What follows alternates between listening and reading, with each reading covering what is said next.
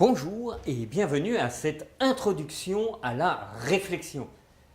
Alors, on va continuer à essayer de comprendre, de penser par nous-mêmes. Penser par soi-même, eh bien, il faut des aides. Et on est là pour trouver des astuces, des petits trucs pour mieux penser par nous-mêmes. On a parlé des moyens de vérifier si notre pensée est la nôtre ou pas. Et effectivement, il y a d'autres manières que les deux que nous avions présentées. L'illumination et la confrontation. Il y a aussi une manière toute bête qui est la manière empirique. Il y en a d'autres. La manière empirique, attention, cela n'a rien à voir avec l'empire de Jules César, ni non plus avec celui de la guerre des étoiles.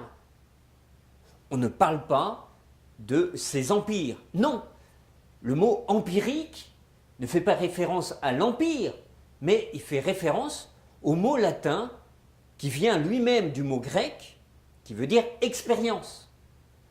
Vous avez une pensée empirique, sans même la développer. En effet, qui d'entre vous a attendu Newton pour découvrir que tout objet ne reste pas en l'air, mais il tombe ?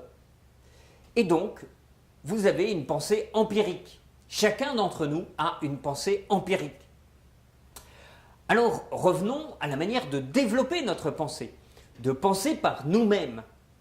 Un des trucs importants, et peut-être même un des plus importants, est la lecture. Pourquoi ça ? Eh bien parce que la lecture va nous aider de plusieurs manières. La première, c'est tout simplement on va diminuer l'utilisation des synonymes. Oui, les synonymes sont très dangereux pour notre pensée. En effet, si je dis gris, eh bien, il y a une multitude de gris. Et si je dis couleur, il y en a encore plus.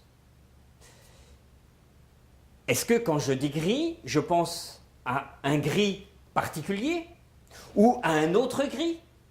Ou encore une autre teinte de gris. Quand je dis gris, à quoi je pense ? Eh bien, avec les synonymes, c'est un peu ça. La pensée est un peu floue. On ne voit pas net.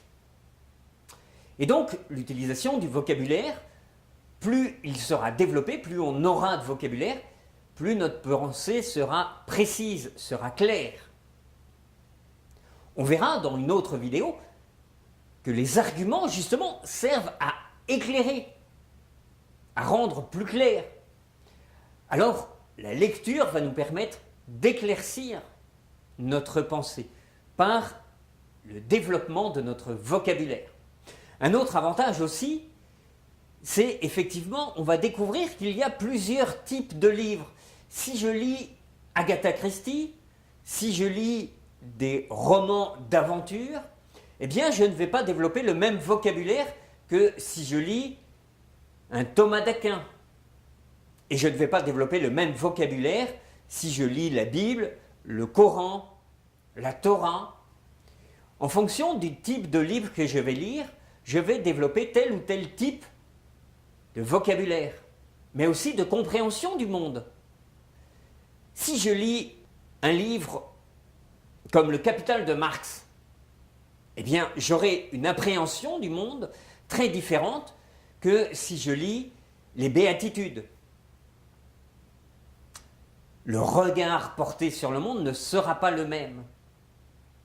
Je ne dis pas qu'il faut lire qu'un type de livre. Non, au contraire, il faut élargir au maximum. Mais vous allez voir, petit à petit et de manière grossière, que deux pensées vont s'opposer. Une pensée qui sera une pensée de la question et une pensée qui va être une pensée de l'épanouissement, de la réjouissance, de la joie. À quel type de pensée vous voulez vous rapprocher ? Votre pensée sera-t-elle du doute ou de la joie ? La manière de lire aussi va changer. Est-ce que vous allez lire de manière religieuse ? Je crois tout ce qui est écrit. Est-ce que vous allez lire de manière studieuse, d'où se vient ce mot, comment il a été écrit. Est-ce que vous allez lire de manière détendue, en lisant comme si vous étiez à la plage, juste pour la détente? Comment allez-vous lire? Et du coup, comment allez-vous construire votre pensée? À la prochaine!